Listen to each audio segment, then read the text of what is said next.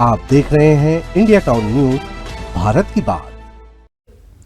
नमस्कार, स्वागत है आपका हमारे खास बुलेटिन खबरें राजनांदगांव में और मैं हूं आपके साथ आस्था सिंह। चलिए बुलेटिन की शुरुआत करते हैं, लेकिन उससे पहले एक नजर डालते हैं आज की हेडलाइंस पर। इंदिरा कला संगीत विश्वविद्यालय को केंद्रीय दर्जा देने की मांग, संसद सत्र के दौरान सांसद ने किया आग्रह, कुलपति ने आभार व्यक्त किया। आयुक्त ने योजनाओं की प्रगति की समीक्षा की, ग्रामीण योजनाओं पर समीक्षा, कम प्रगति वाले कार्यों पर दिए निर्देश।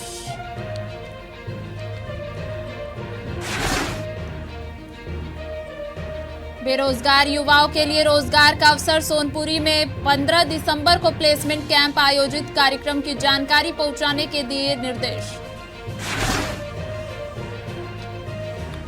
राजनांदगांव में मवेशी पकड़ अभियान, सड़क सुरक्षा के लिए कार्रवाई, यातायात बाधा रोकने का प्रयास।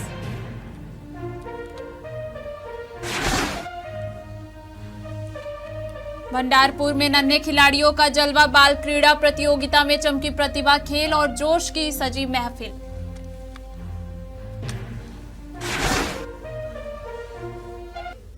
चलिए बढ़ते हैं खबरों की ओर। राजनांदगांव के गांधी सभागृह में उत्साहपूर्ण माहौल के बीच 3 दिवसीय राज्य स्तरीय पावर लिफ्टिंग एवं बॉडी बिल्डिंग प्रतियोगिता की शुरुआत हो गई है।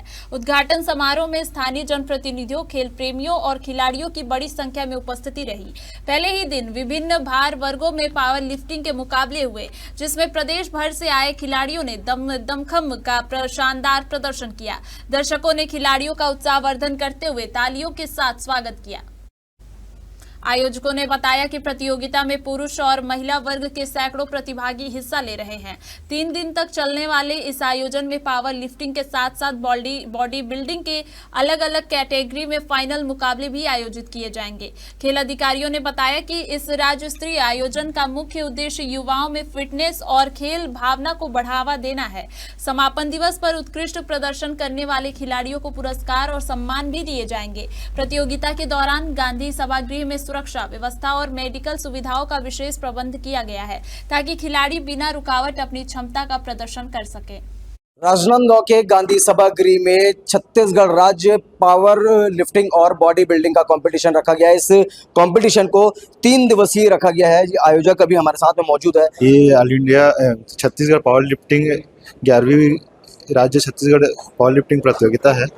यहाँ हर राज्य के हर जिले के खिलाड़ी आए हैं। यहाँ लगभग 400 प्लस खिलाड़ी यहाँ आए हैं और यहाँ पावर लिफ्टिंग प्रतियोगिता होता है, जिसमें स्क्वाट है, बेंच है, डेडलिफ्ट, तीनों प्रतियोगिता होता है। उसमें मिला के एक विनर घोषित होता है।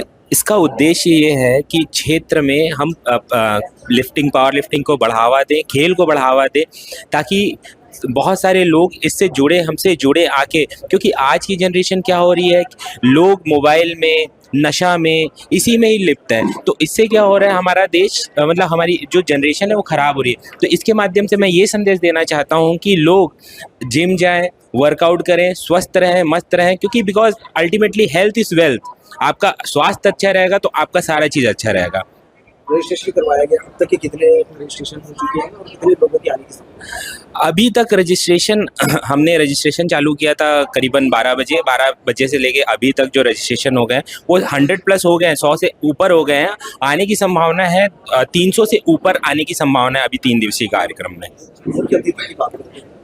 मुख्य अतिथि हमारे मधुसूदन यादव जी जो हमारे महापौर है वो हैं, और उनके अलावा देवेंद्र यादव जी है, और कल जो आएंगे वो हमारे संतोष पांडे जी।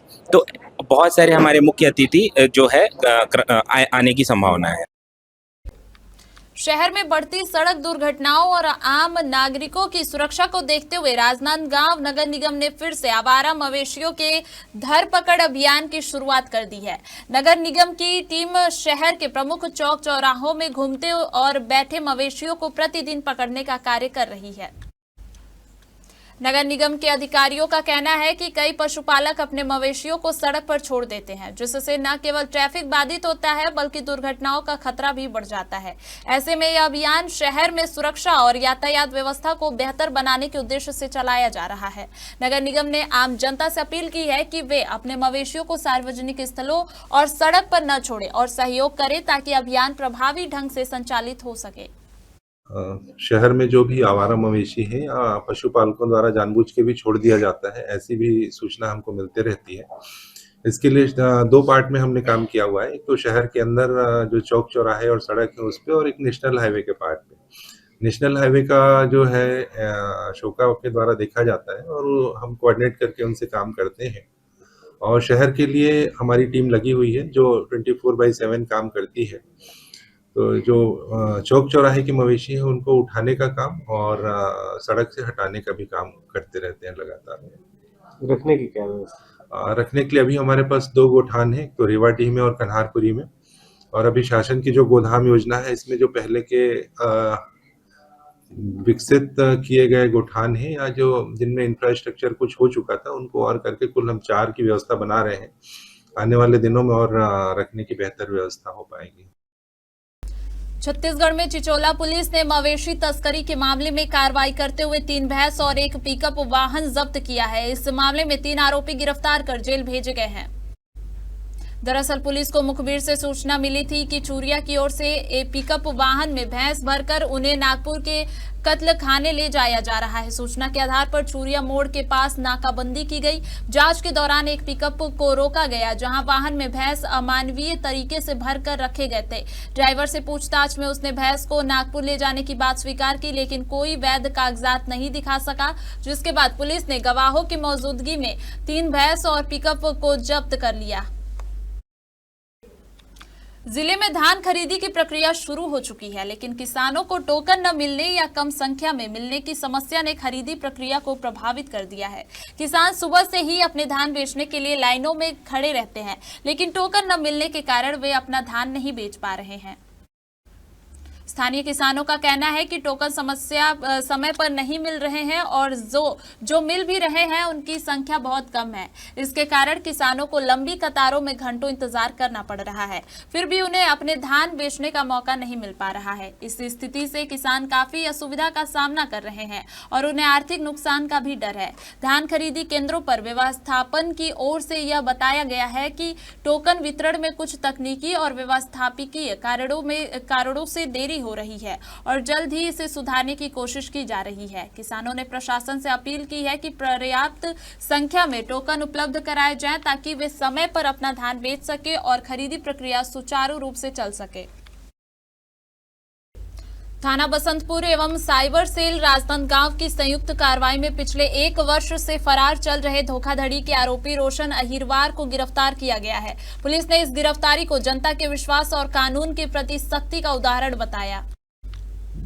पुलिस के अनुसार आरोपी ने क्लब फोक्स मेंस वियर के राजनांदगांव स्थित शोरूम में मैनेजर के रूप में काम करते हुए बिक्री और हिसाब किताब में हेराफेरी कर कुल 5,50,318 रुपए की धोखाधड़ी की थी। फरार आरोपी विभिन्न राज्यों में पुलिस की पकड़ से बचने के लिए भाग रहा था। साइबर सेल की मदद से आरोपी को बिलासपुर से हिरासत में लिया गया है और पूछताछ में उसने अपना अपराध स्वीकार किया। गिरफ्तार आरोपी को न्यायालय में पेश किया गया और जेल वारंट मिलने के बाद जेल भेजा गया। वक्त हो चुका है एक छोटे से ब्रेक का। बने रहिए इंडिया टाउन न्यूज के साथ। कभी कभी चेहरे का छुपा दर्द दुनिया नहीं देख पाती है। दाग, मुहासे, झाइयां सब आपके आत्मविश्वास को कम कर देता है, पर अब नहीं, क्योंकि Rukhsana glow and fair face pack जो दे आपकी स्किन को वो प्यार जो सिर्फ प्रकृति दे सकती है। हर लेयर को साफ करे, हर दाग को करे हल्का और आपकी मुस्कान फिर से लौटाए। Because you deserve to glow naturally.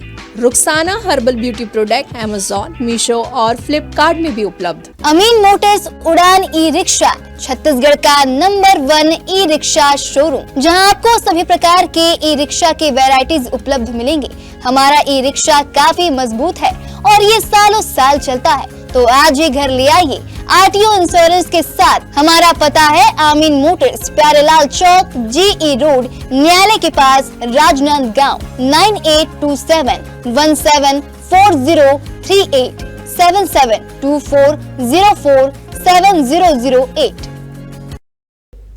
Rajnandgaon की चिखली पुलिस ने शांति व्यवस्था बनाए रखने के अपने सतत अभियान के तहत शंकरपुर गौरा चौक के पास नशे में एक आरोपी द्वारा की जा रही गाली गलौज और विवाद की घटनाओं को रोकते हुए एक आरोपी को गिरफ्तार किया है।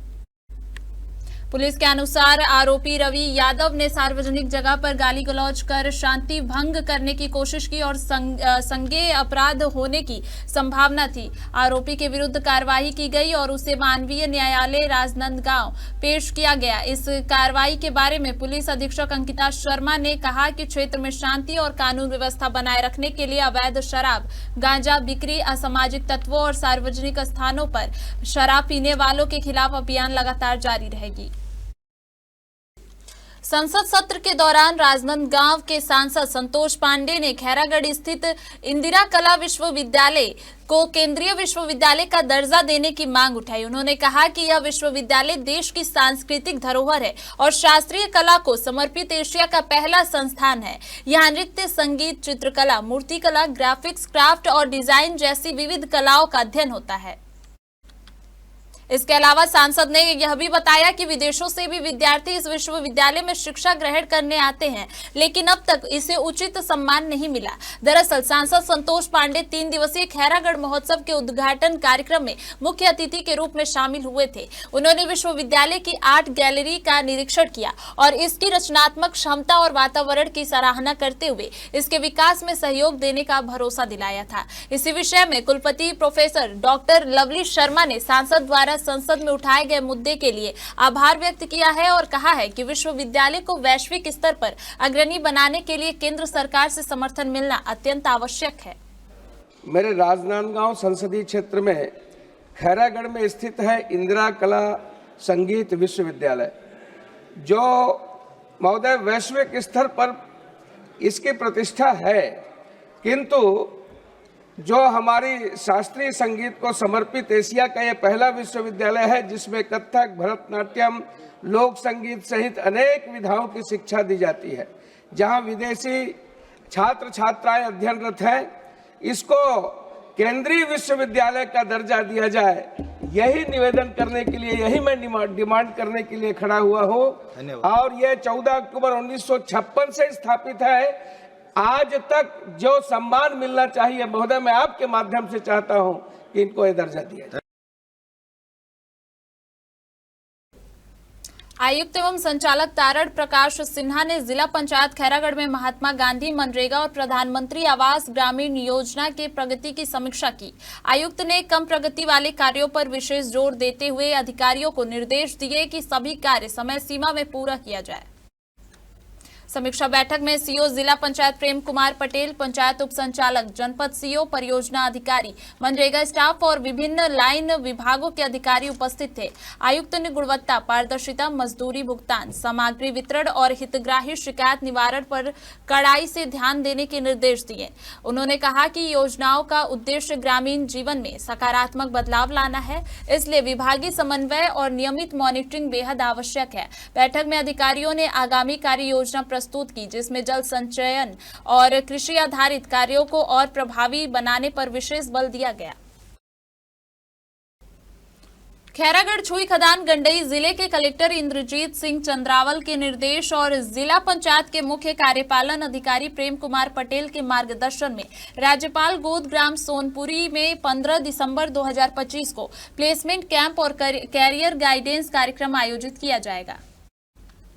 कार्यक्रम प्रातः 10:30 से शुरू होगा, जिसमें जिले के बेरोजगार युवाओं के लिए विभिन्न कंपनियों में रोजगार के सुनहरे अवसर उपलब्ध होंगे। इस कार्यक्रम में कंपनियों द्वारा कई पदों पर भर्ती की जाएगी, जिसमें पदों के अनुसार न्यूनतम शैक्षणिक योग्यता 10वीं पास से स्नातक तक रखी गई है। जिला प्रशासन ने सभी ग्राम पंचायतों को मुनादी कराने और युवाओं तक कार्यक्रम की जानकारी पहुंचाने के निर्देश दिए हैं। ग्रामीण अंचल की मिट्टी में खेल का जोश और नन्हे कदमों की चमक से भंडारपुर 2 दिनों तक सराबोर रहा।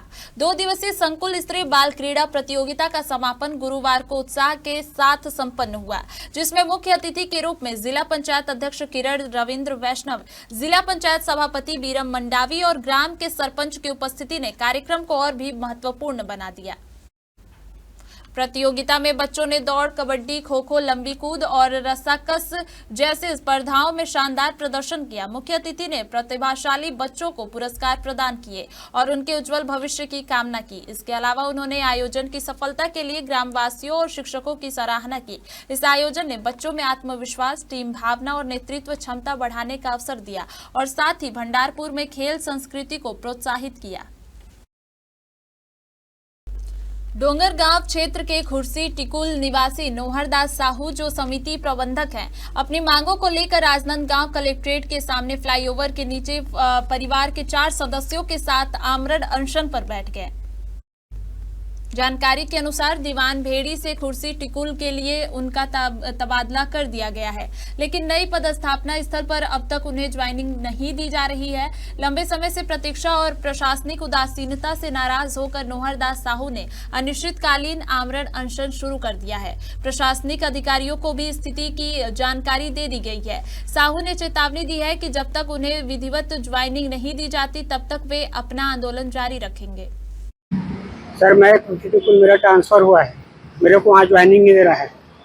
अब मैं जाऊँ तो जाऊँ क्या? अब यहाँ जैसे जवान भेड़ी में था तो वो लोग भी वापस आता हूँ तो वो लोग भी हम लोग रिलीव कर चुके हैं बोले, तो मैं अब कहाँ जाऊँ तो जाऊँ कहाँ भैया? मैं इधर कह रहा हूँ, उधर कह रहा हूँ मैं। कब आपका ट्रांसफ़र हुआ था और ज्वाइनिंग क्यों नहीं दे रहे? अब अभी 1/12 को हुआ था, उसके बाद 10वां महीना फिर हुआ है। 10वां महीना वाला भी टाल दिया, मैं दे रहा हूँ करके बोले 2 दिन तक गायब रहे, अभी नहीं किया।